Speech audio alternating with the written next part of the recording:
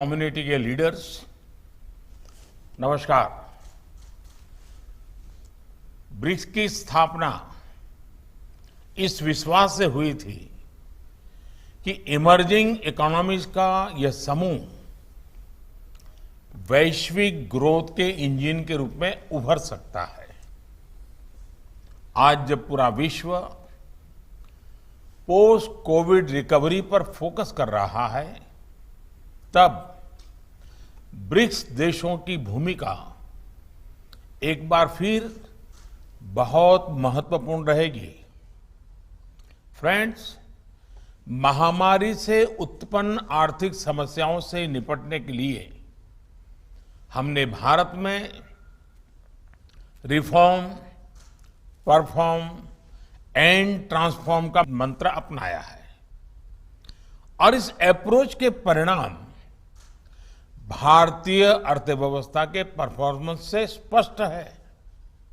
इस साल हम 7.5% ग्रोथ की आशा कर रहे हैं, जो हमें फास्टेस्ट ग्रोइंग मेजर इकोनॉमी बनाता है।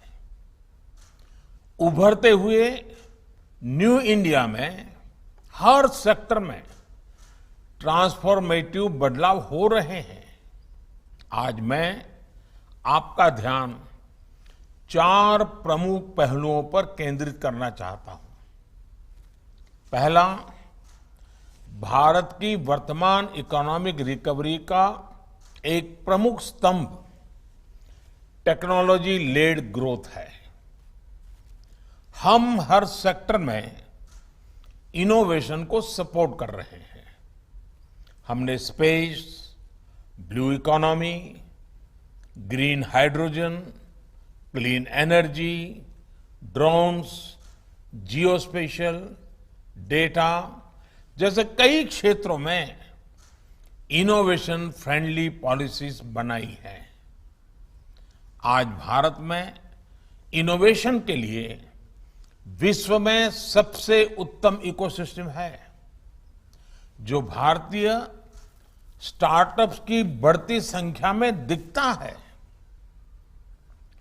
भारत के 70,000 से अधिक स्टार्टअप्स में 100 से अधिक यूनिकॉर्न है और इनकी संख्या निरंतर बढ़ रही है।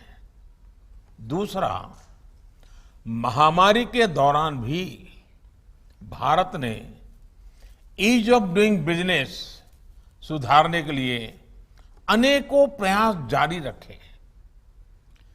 बिजनेस पर कंप्लायंस बर्डन कम करने के लिए हजारों नियमों में बदलाव किया गया है।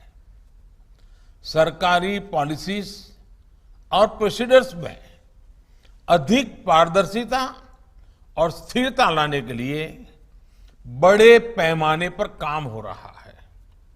तीसरा, भारत में इंफ्रास्ट्रक्चर को व्यापक स्तर पर सुधारा भी जा रहा है और उसका विस्तार भी हो रहा है।